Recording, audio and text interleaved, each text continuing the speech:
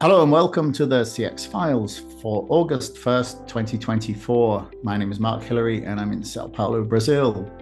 And I'm Peter Ryan in Montreal, and I cannot believe that we have hit August. Wow. Yeah, absolutely. We're well past the middle of the year now and essentially kind of coasting towards Christmas.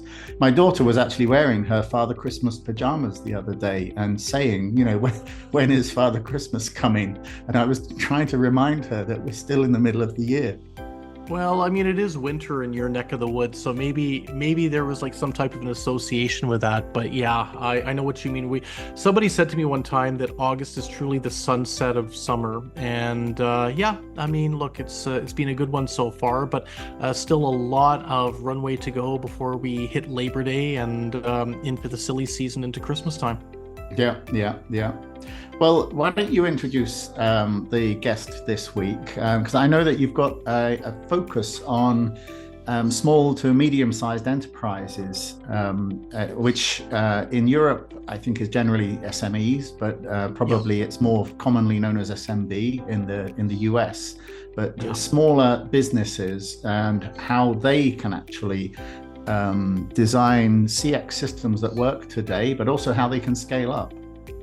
So I had one of the coolest chats I've had in a long time with Leo Lopez. Now, Mark, I'm not sure if you're familiar with Leo, but he's quite active on LinkedIn. Leo is a consultant and co-founder of an organization called Calltastic. And what prompted the chat with Leo was a post he put up on LinkedIn not long ago that was talking a little bit about some of the challenges that smaller organizations, specifically startups, are facing as they look to try and not just ramp up their businesses in terms of what they're doing, but also how they manage CX. So Leo and I caught up for a quick chat, and I invited him to come on as a speaker on the CX files. And what I was excited about was Leo already had in his mind exactly the format of the talk he wanted to give as we did the interview. And that was the top 5 mistakes that startups make when it comes to managing CX. And I'm not going to spoil the party by divulging what these top 5 elements are, but let me just say, Leo comes to the table with a lot of experience working with small and medium-sized enterprises and startups, and he's seen the mistakes that have happened time and time again. So he's effectively quantified what these 5 things are that startups specifically should be thinking about, not just in terms of how they ramp their businesses up and how they grow their businesses, but also how they make sure that they don't erode their customer base. And that's so important. Yeah, and I think it's interesting now that we're seeing such a big technological shift and change towards self-service and automation. This stuff kind of naturally lends itself to the smaller business, and so there's a hell of a lot of innovation going on in the SME sector, both in terms of what the smaller BPOs are offering and smaller companies, trying to design something that works now that would also scale more easily. But this is something that Leo was getting at, and he was saying that startups specifically cannot make the mistake of forsaking their customers. One of the things he highlights in the interview is that he's heard so many times he's been dealing with a business consulting with them, and they're saying, "Well, we don't care about the customer at this point." And he's like, "No, that's not the right attitude." And caring about the customer, being able to provide that high quality, high touch, white glove service is so important. That means avoiding the cheap, generic, technological driven solutions that might look inexpensive, but might end up eroding loyalty from a customer. And we're hearing more and more about that, especially in the non-voice and the digital realm of things. I mean, one of the things that struck me about Leo as well, Mark, in the chat that we had, is the passion he brings to the table here. Now, I mean, like almost everybody we talk to on the CX files is truly committed and truly passionate about our industry. But Leo has such a feeling that there's businesses that are out there that could be doing so much better if they just tweaked their business model a little bit if they're growing and understanding the fact that it is a growth trajectory, and you're going to need, as you evolve your business, you're going to need to evolve your CX.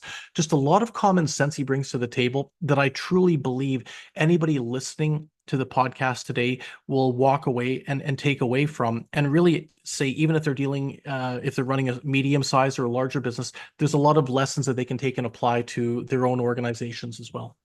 Yeah, and that's a great area to focus on because startups are interesting anyway. It's always fun to see new innovative ideas that are being tested in the marketplace. But what is so common is that they're just endlessly focused on the product itself and investment. How do we get the next investment round? And the customer service is just left. It's almost literally like, well, we've got one intern that's kind of handling the CX, and so it's really a sort of a shout out to startup founders to actually sort of take this much more seriously, because if you want to get beyond that next round of investment, you actually do need to be providing service as well. That's it. Well, let's hear what Leo has to say. I think everyone's going to enjoy our interview.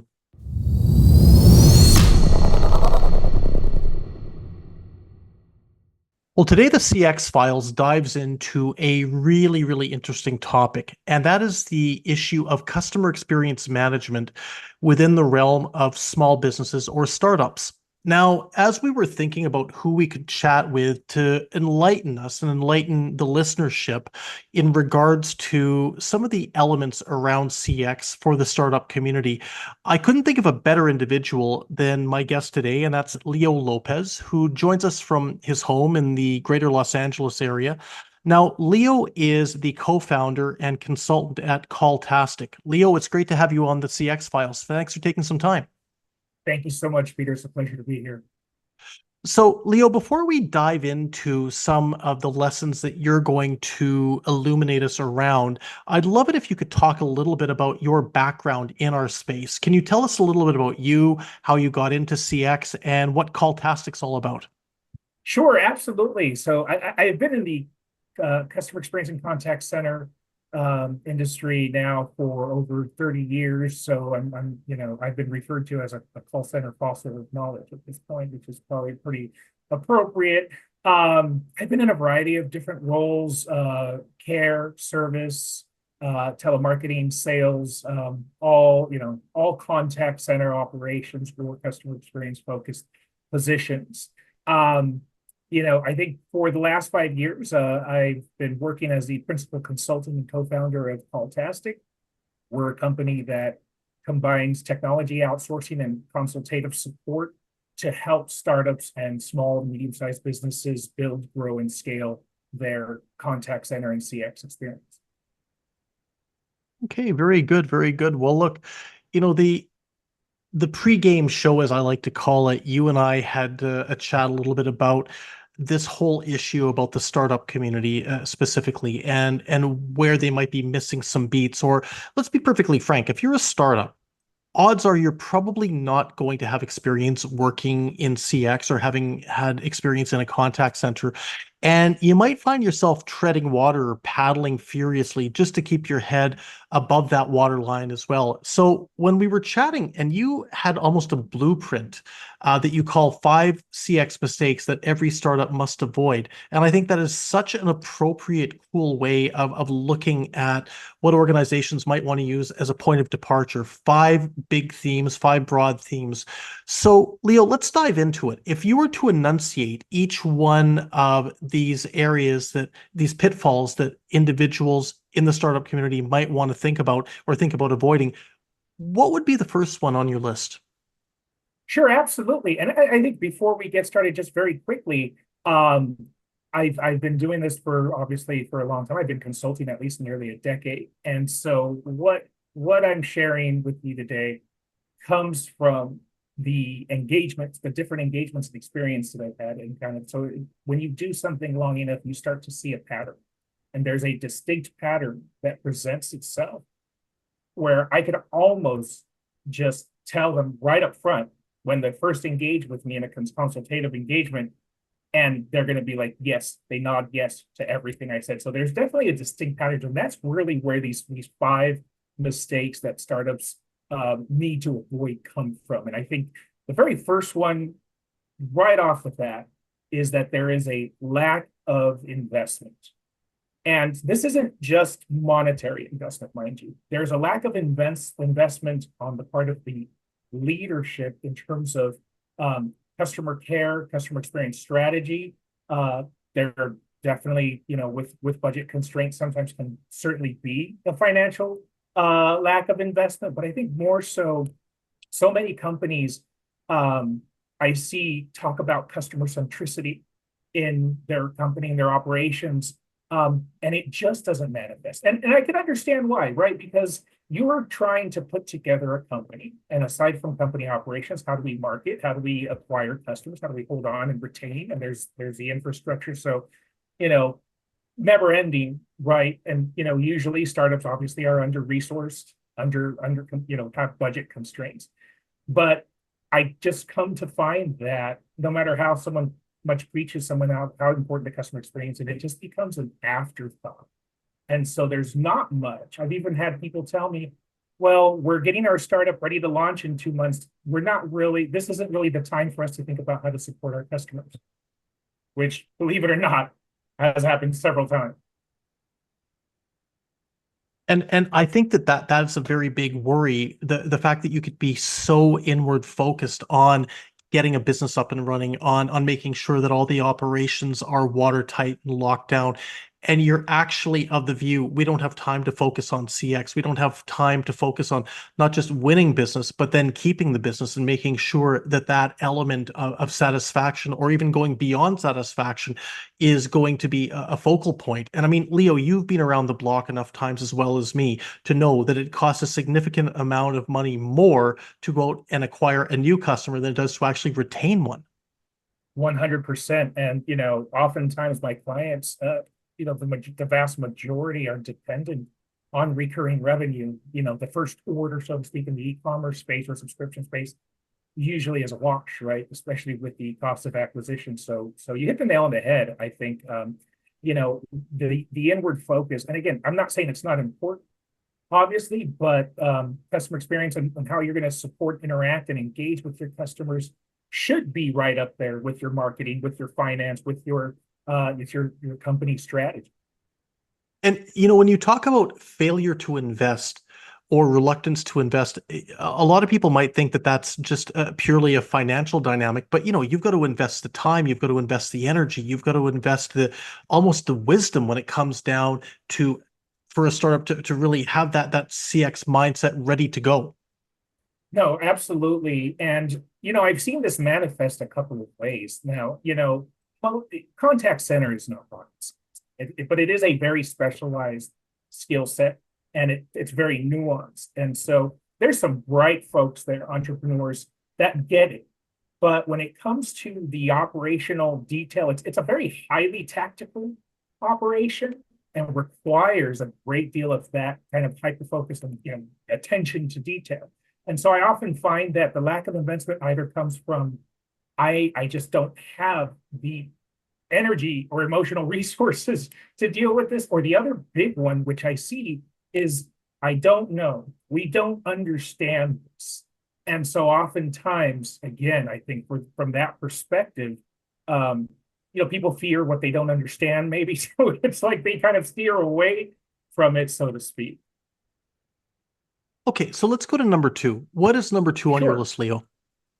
So I'll take a typical startup pathway, right? So we've started. Now customer support is an afterthought. So you have kicked off your company, things are going well, customer base, subscriber base is starting to grow. You most likely now have brought on some folks to help you answer the emails, phone calls, chats, whatever way you're engaging or helping to engage with your customers. And so what often happens is at a certain point, with the company continuing to scale, you obviously need to now have dedicated leadership. And typically around this phase, the actual strategic leadership, but you don't have the budget to hire a VP, director, or senior manager of call center operations. Typically, it might be 2 people, it might be 3 employees handling these. And so they promote the person that is really good at handling those requests. And generally, these are individuals who are great at delivering great customer experiences and service delivery. The problem is that they're promoted from within. So number two, I would say the biggest mistake I see done is promoting these individuals from within. Now, people are going to say, well, what, you're nuts, Leo. Like, I mean, promoting from within, like everybody thinks this is the right thing to do. And I would absolutely agree 100% with you. But what happens is that these individuals who are call takers or email handlers or ticket processors are promoted into a position of leadership, but generally have little or no leadership experience and almost always have little or no contact center operations experience. And so what happens is that these individuals are kind of thrust into a position with something that they still don't understand. So when you promote from within, I would say the most important thing is there really should be a mechanism to develop that individual, whether it's in contact center operations or whether it's in leadership as well. And obviously, there's no shortage of resources to do that. ICMI conferences, call center school, you name it. LinkedIn Learning, but it doesn't happen. And so 9 times out of 10, what I see somebody who's really good at helping handle the tickets, knows all the processes and procedures and product backwards, but doesn't have a forecast, doesn't know, have a quality assurance strategy, like does not know the operations or strategic operations of a contact center, doesn't understand the nuances. So, Leo, I think that begs a question then, as I listen to you talk here. It's really a case of almost, to use an ice hockey analogy, and you're a Los Angeles guy. I think we're roughly the same age, so you'll remember the days of Wayne Gretzky coming in. Yes. Oh, yeah, absolutely. LA Kings. Yeah, for sure. LA Kings. Yeah, exactly. But, it's almost like taking somebody who might be a fantastic ice hockey center or defenseman and then saying, now you're the head coach. If you don't have that ecosystem of understanding about how all the different dynamics within the scope of the team and the operations are going to work, it's the same as taking somebody who's a fantastic contact center frontline agent and saying, okay, now you're running the show. It just doesn't work. There's a whole series of layers that build on each other and act together that if you don't have that know-how, it's going to end up in disaster and tears. Yeah. And I you hit the nail on the head. And so, if you're going to do it, which I fully support doing it, because typically these individuals understand your company, your product. They've been with you for a couple of years now. They've been through thick and thin. Make sure there's a mechanism to develop them, and put some investment into that, because it's only going to be to any company's bet. So yeah, hit the nail on the head. And I think that's the key word. It's development. And I've seen so many organizations that with the best will in the world just don't spend the time or make the effort to have those developmental mechanisms in place. And as you say, it can be very straightforward. It can be a case of finding a few conferences that people can go to, or maybe some smaller seminars that they can attend. There's lots of learning tools out there, but if you don't develop the skills, if you don't nurture those skills, it's really, as I say, it's going to end in tears in so many cases. And there's something else I'd like to talk to you about this, Leo. And that's the whole issue about inertia. One of the things we don't want to see startups get in the habit of is effectively bringing people in or having people promoting from within and not bringing in any new blood, because without the new blood, without that new talent that you're able to inject into an organization, especially as a startup's growing, there's going to be groupthink that's going to set in. There's going to be complacency. I've worked with a couple of contact center companies in the past where they haven't made new hires for 5, 6, 7 years within the scope of the executive team. And you can see they get used to doing, well, it's always been this way. We've always done it this way, so we'll keep doing it that way. That's not the reality of 2024 and beyond. If you're stagnant, you are literally going backwards. 100%. I mean, diversity in hiring experience, not to be confused with diversity of ethnicity or culture, but diversity of actual work experiences. Like you hit the nail on the head is finding individuals to come into your startup. Oftentimes, especially if they've had corporate experience already to bring those perspectives, the outside looking in perspectives, can't be underestimated. You're 100% right on that. And so I think definitely promoting from within has its significant advantages, but so does making sure that you bring in individuals who can come with that fresh set of eyes, right? And so, and you said the one word, the one phrase that gives me chills to this day is we've always done it this way, right? Which again, should probably be erased from the human vocabulary. Well, who knows, with the advances of artificial intelligence, maybe we can I know, right? Might just get erased. Right. So, okay, number 3. What's number 3 on the list?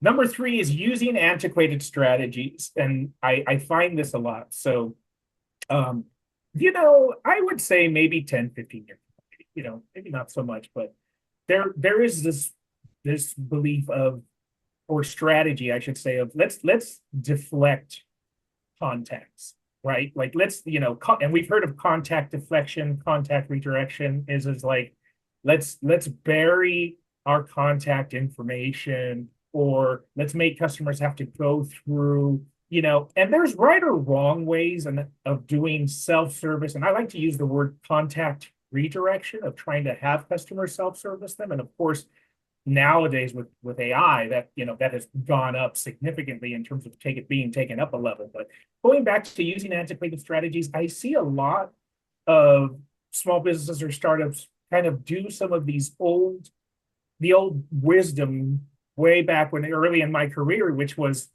the best customer service manager has managed to stop people from contacting them unless it's something really important. Right. Which, like, again, there's a little bit of truth and, but not completely. And so they will hide the contact information, or, I've come across probably 3 clients right off the top of my head that only put the chat button when you either log in or whether you go to the contact us page of their website, which nowadays, I think we've evolved from the days of, minimizing customer contacts to, in some cases, actually promoting customer contact, right? And so the modern strategy is, let's have your chat bubble everywhere. Studies have shown that if someone logs into your website or goes to your website and sees a chat of a button, whether you're available or not, it already boosts confidence because they show that you are reachable. And you'd be surprised how many companies I've had to argue and almost kind of do an act of Congress to convince them to float their chat button everywhere on their webpage. And so when I talk about using antiquated strategies, I see, startups, they start with email as their customer access strategy. Because obviously they can't do voice, or they don't know any better. They don't know that chat's actually more efficient. So they start with email, which in some cases is getting a little bit outdated, or they do things like hiding or, putting layers of FAQs or trying to direct people to self-service where it's like, a customer's frustrated by the time they've actually found a way to actually reach out to you. So that, in my opinion, begs another question, Leo. It's, where do the people who are running these startups get the idea that these antiquated strategies are working? Because I always think to myself, I always try and put myself in the shoes of a consumer whenever I do anything from a business standpoint. A consumer, more often than not, will tell you, if I send an email, it invariably will get lost or never answered or go into some black hole. If I've only got a limited amount of contact details or contact details that are available to me on a website, it's going to be very hard for me to navigate to try and find them, and I'll probably end up abandoning. So where do you think the source of these antiquated strategies is within the startup community? So I think that first and foremost, these founders or leaders or entrepreneurs are not looking at their company through the lens of the end user or their consumer. And so they're looking at it from the lens of, I have a cost center.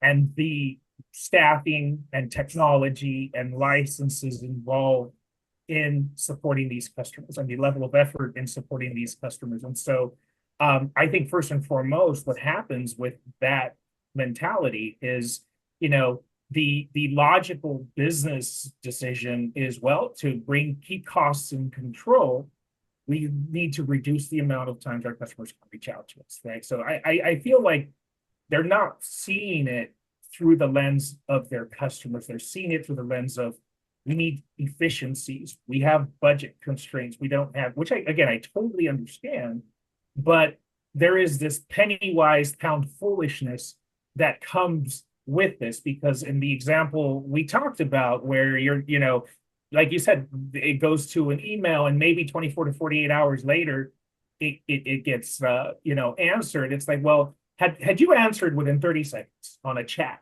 right away and resolved the issue for this customer and left them with a great experience, they'll probably come back, right?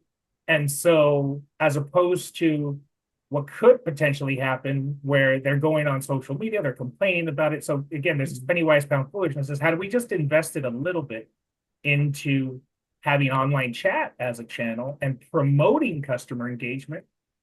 We wouldn't be paying for the loss or the poor experience of those customers. And we in the CX community all know, tons of studies, tons of research, there is a multi-million-dollar cost of lost business to poor customer experience. So I think they're not seeing it from their customer's perspective.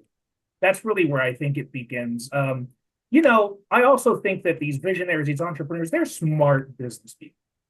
But again, I think contact center is very nuanced. Yeah, if you would have asked me 10, 15 years ago if hiding your phone number from the header of your webpage was appropriate, I would have said, yeah, you probably want to do a few things to kind of keep your contact or direct your engagements, to self-service.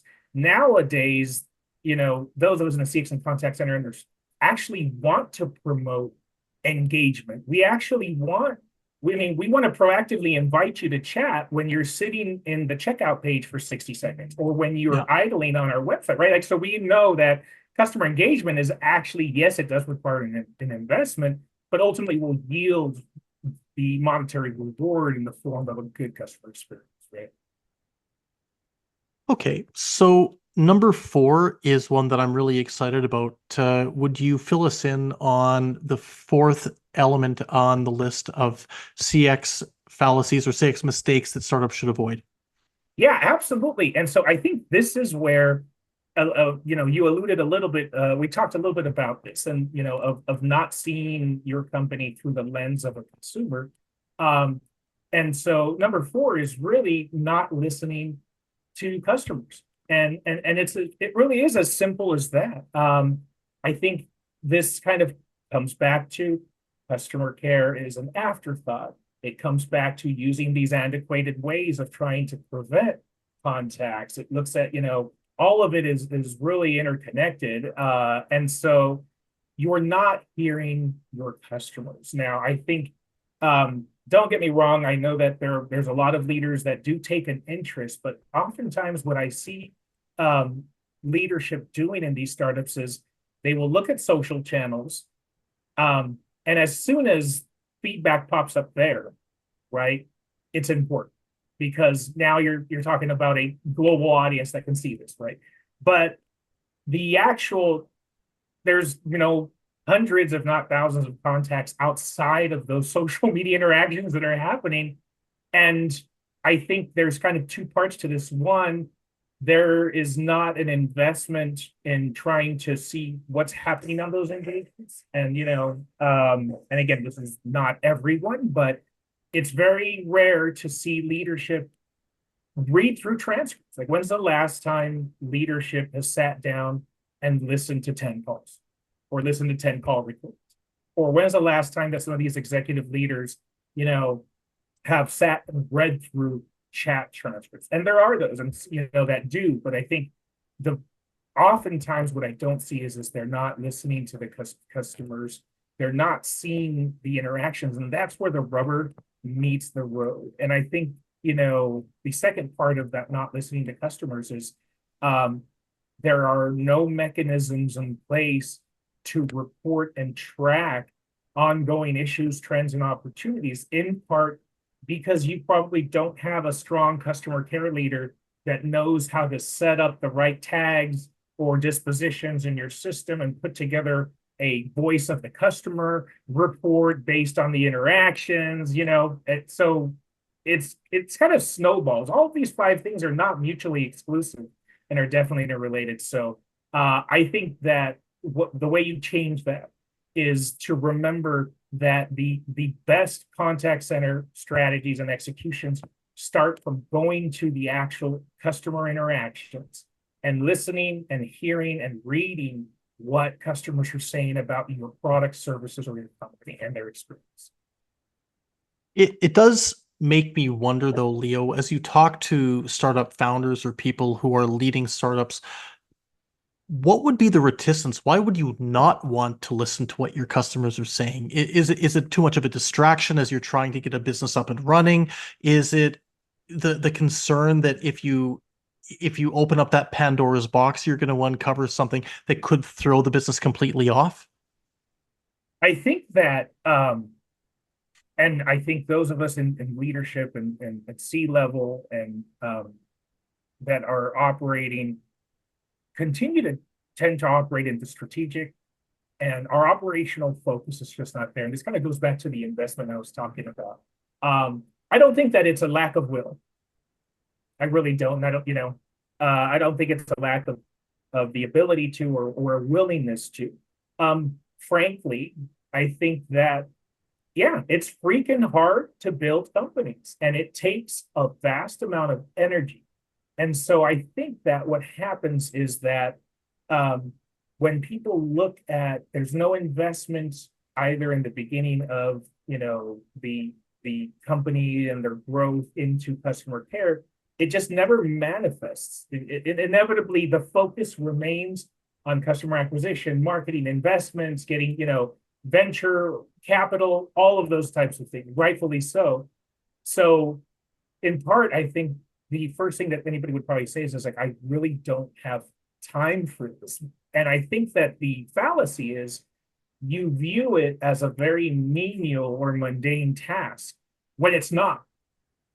It is not menial and mundane. And I think that, you've probably heard this too. It's like, oh yeah, it's the mundane, going through tickets and answering these questions about where's my order. Again, it's like, they don't see it as an important aspect of their business that they should be looking at. And again, I'm not saying, go sit there every day with your contact center and spend hours there. I'm just saying, founders, executives, find 2 hours a week, right? Or somewhere, or find an hour a week, or, sometime where you can actually go and see what's happening, where that rubber meets the road, and see what your customers are really saying, and not just the ones that bubble up through social media or through reviews, which, sometimes can just be very silent, they can be very vocal minorities, right? Okay, let's round it out with the final element on the list, Leo. What is number 5? Number 5 is that there is a reactionary focus on customer experience and customer contact centers. So we talked about all of the things that have led up to this. And number 5, really, what I see happen is when the company is at a certain scale and they start making costly mistakes, it's time to bring in a consultant like me. It's time to start searching for or hiring a contact center leader.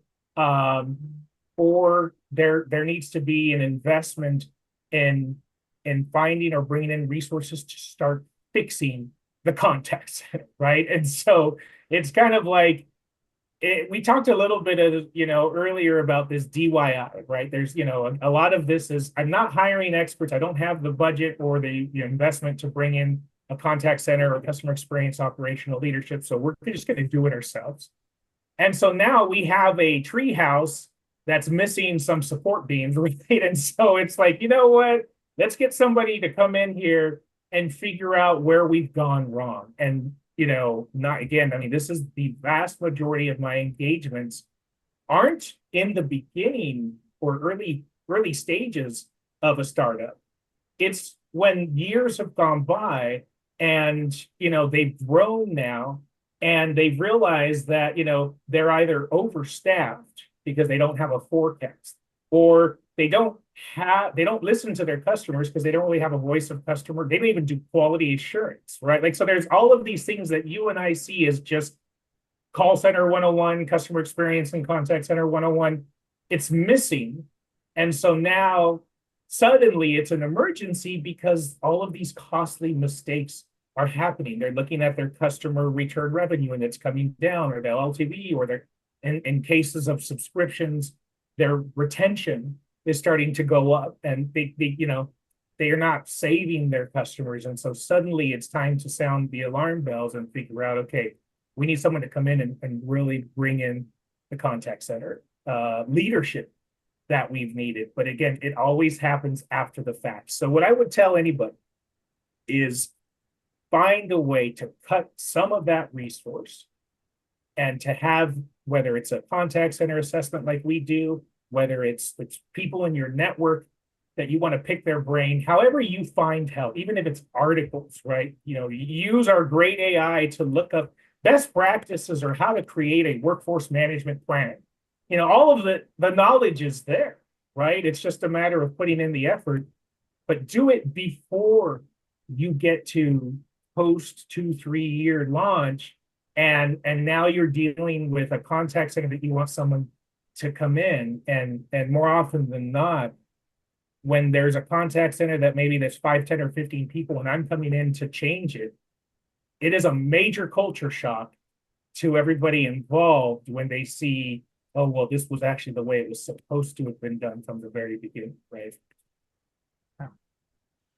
Well, this has been a whirlwind tour in terms of some best practices, or I think things to avoid if you're a startup, or if you're a member of the startup community and you're looking to try and approach CX from a strategic standpoint. So, Leo, I can't thank you enough. This has been a really illuminating discussion.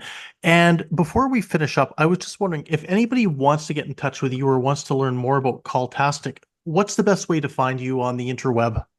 Sure, absolutely. I mean, I'm on LinkedIn as Leo Lopez. Look for the bald bearded guy. Right? You can call me. You can reach out to me, leo@calltastic.com, or anytime, or visit us at calltastic.com. Fantastic. Well, this has been a fabulous discussion, Leo, and I'm sure that our listeners are going to enjoy it. And I think it's also the first time I've actually referenced the Los Angeles Kings and Wayne Gretzky on a pod. So congratulations. We've been able to share. We've been able to share that. Absolutely. Listen, it's been a real pleasure. These are topics that are very near and dear to my heart. I hope that, any of those listeners out there that are dealing with some of these things, or starting to see some of these things, get some value from this. Again, I think there's huge opportunities there that still remain.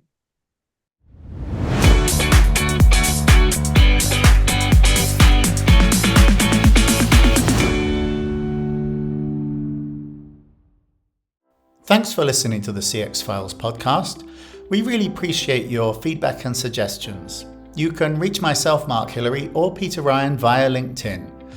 Please also leave a rating or review on your favorite podcast provider, as that helps more people to find us. As always, we'd like to thank Chris Haig at Traction Media for the CX Files graphics. See you next week.